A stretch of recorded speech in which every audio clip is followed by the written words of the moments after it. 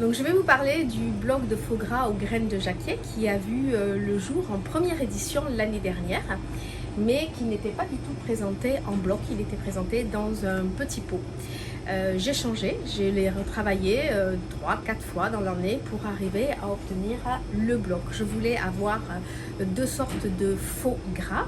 Je suis partie de la première idée qui est mon faux gras classique, donc qui se présente comme ça dans un petit pot, qui lui est à base de châtaigne. C'est-à-dire que je dois faire venir les châtaignes, je dois les importer vu qu'il n'y en a pas à La Réunion. Et en discutant avec des clients, il y a quelqu'un qui m'a dit « mais tu connais pas le grain de jacquier, ça a le goût de la châtaigne ». Je me suis donc intéressée à cette petite information. Et ça a été le parcours du combattant pour trouver des graines de jacquier. Alors, il en pousse partout apparemment, c'est ancien. Tout le monde en a dans les jardins, dans des grands jardins. Il paraît que ça tombe et que ça s'écrase. Mais je n'en trouvais pas. J'avais beau demander à mes producteurs, je n'en trouvais pas, ils n'en avaient pas.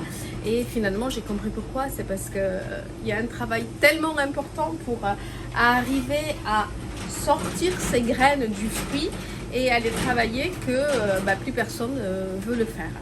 Donc aujourd'hui j'ai la chance d'avoir des personnes et certains petits producteurs aussi qui me vendent des graines de jacquier à la demande.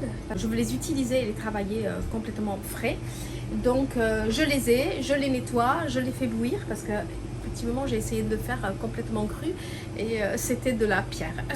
Il y a beaucoup de ratés dans ce que je fais quand on fait des créations. Et là, j'en ai fait quelques-uns avec les graines de jacquier.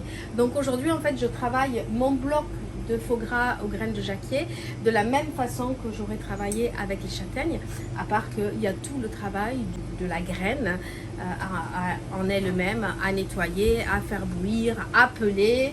Et après, il a fallu bien sûr s'adapter à comment réagit la graine, parce que au niveau du goût, au niveau de la quantité par rapport à la recette initiale, ce n'est pas du tout la même chose. Donc il m'aura fallu au total 2 ans pour bien arriver à travailler cette petite graine et je remercie surtout la nature de me l'avoir donné, de m'avoir permis de le travailler et d'en sortir ce joli produit.